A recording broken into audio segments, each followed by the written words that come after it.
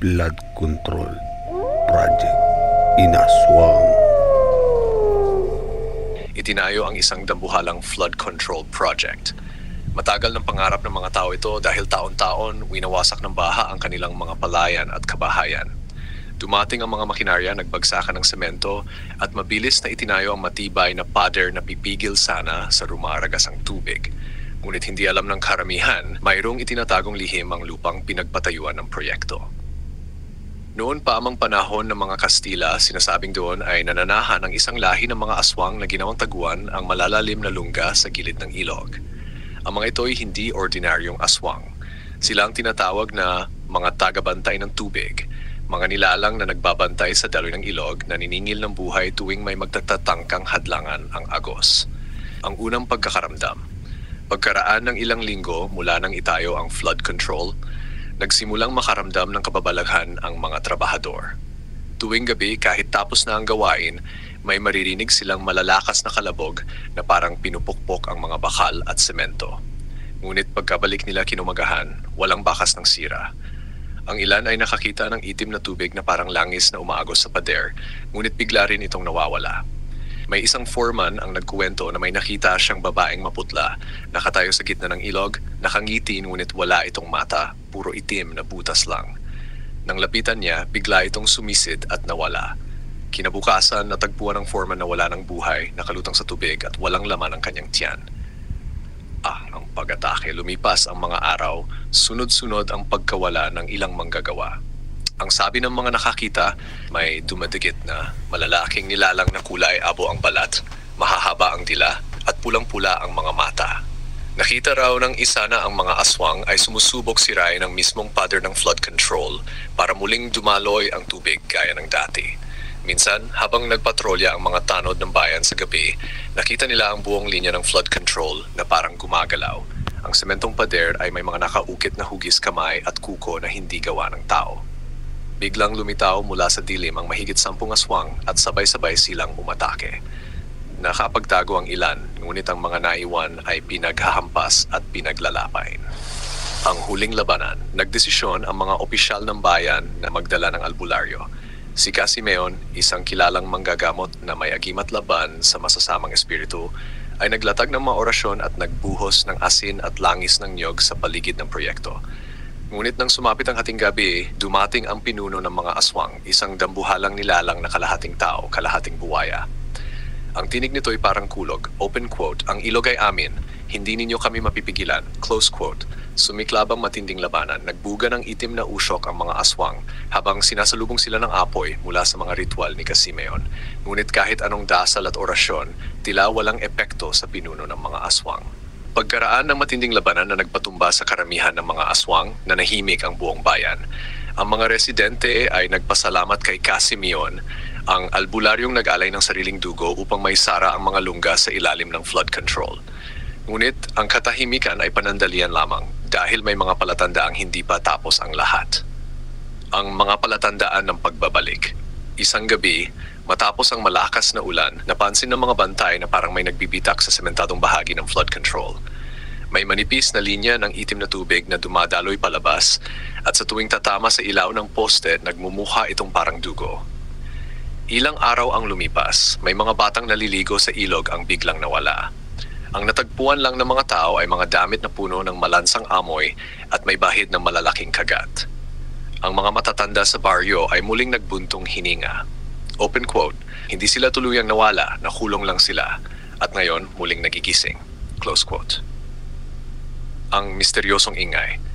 Tuwing hating gabi, sabay-sabay na maririnig ang malalakas na kalabog mula sa ilalim ng flood control, kasabay ng ugong ng tila libo-libong kuliglig. Ang mga nakatira malapit doon ay hindi makatulog dahil sa tunog na parang mga kuko na kumakamot sa sementong pader. May isang magsasaka ang nagkuwento na nakakita siya ng mga kamay na kumakaway mula sa bitak, mahaba ang mga kuko at namuti ang balat.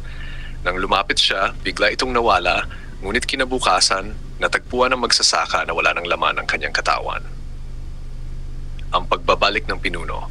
Makalipas ang isang linggo, habang may ginagawang pagkukumpuni ang mga inhenyero sa nasirang bahagi ng flood control, isang malakas na lindol ang yumanig. Bumuka ang isang malalim na bahagi ng lupa at mula rito'y lumabas ang isang napakalaking nilalang. Ang pinunong aswang na kalahating tao, kalahating buwaya na inakala nilang nalunod at nadaganan ng mga bato noon. Ngunit ngayon, mas malaki at mas malakas na ito. Ang balat nito'y parang bato at ang mga mata ay nagliliyab sa pula. Kasama niyang lumitaw ang mas marami pang aswang, tila ba dumami sila sa loob ng pagkakakulong. Ang pagsiklab ng takot nagkagulo ang buong bayan. Tumakbo ang mga tao, nagsara ng mga bahay at ang ilan ay nagdasal ng nagdarasal. Ngunit ang mga aswang ay hindi na tulad ng dati, hindi na sila pumipili ng biktima, kundi lahat ng madaanan ay winawasak.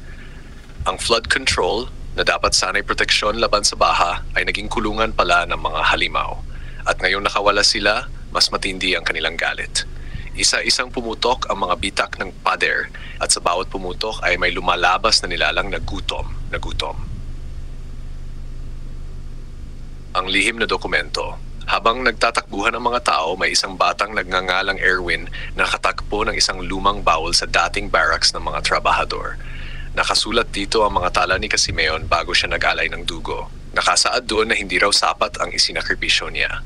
Ayon sa dokumento, para tuluyang maselyuhan ang flood control at hindi na makawala ang mga aswang, kailangan ng isang malaking alay ng dugo mula sa taong may dugong dugo ng mandirigma.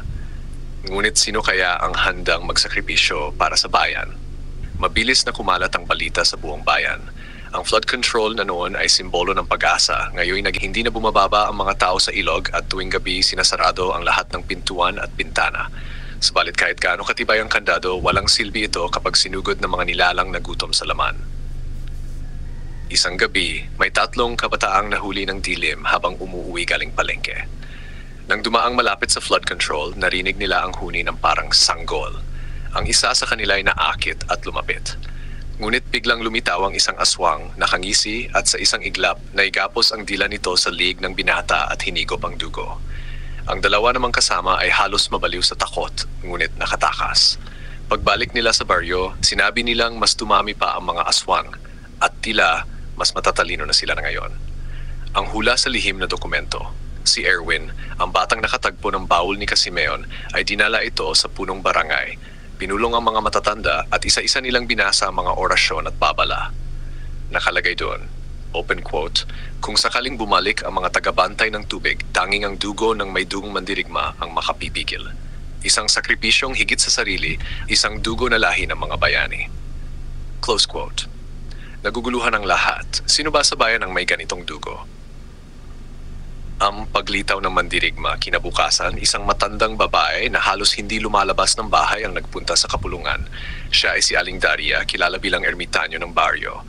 Inamin niyang isa sa kanilang lahi ay mula pa sa sinaunang mandirigmang tumalo sa mga aswang noong panahon ng Kastila. Ang huling inapo raw ng mandirigmang iyon ay walang iba kundi si Erwin mismo. Nagulat ang lahat. Isang payat at mahiyain na bata lang si Erwin. Ngunit nakasaad sa hula, ang dugong mandirigma ay magmumula sa inosente at sa kanyang sakripisyo ay magsasara ang pinto ng dilim. Ang desisyon. Nang dumating muli ang hating gabi, umalingaw-ngaw ang malakas na sigaw mula sa flood control.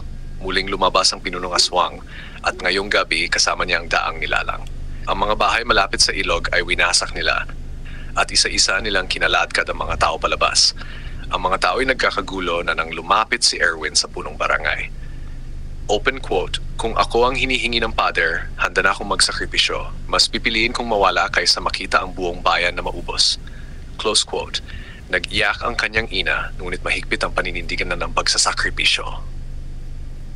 Dinala si Erwin sa gitna ng flood control kung saan naroon ang pinakamalaking bitak na pinagmumulan ng mga aswang. Pitpit niya ang bawol ni Casimeon at ang lumang krus na yari sa bakal na ibinigay ni Aling Daria. Habang umuusal ng dasal ang matatanda, sugod naman ng sugod ang mga aswang.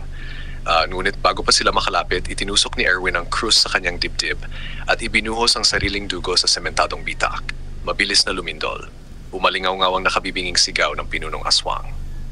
Isa-isang natutunaw sa apoy ang kanilang mga katawan. Ang buong flood control ay parang muling nasementuhan ng mahiwagang kapangyarihan. Ngunit si Erwin ay bumagsak, wala ng buhay. Katahimikan. Pagkatapos naglaho ang mga aswang, nagsara ang mga lungga. Ang flood control ay muling naging matatag. ngunit sa presyong hindi matutumbasan. Ang bayan ay naligtas, ngunit ang dugo ng isang inosenteng bata ang kabayaran. Tuwing gabi, sinasabing may boses ng batang nagdarasal na maririnig malapit sa flood control. Ang mga matatanda ay naniniwala na si Erwin ay hindi tuluyang nawala, kundi naging bantay ng pader upang hindi na muling makabalik ang mga aswang. Abangan ang mga susunod na mga kwento dito lang sa KLTV Kwentong Kababalagan.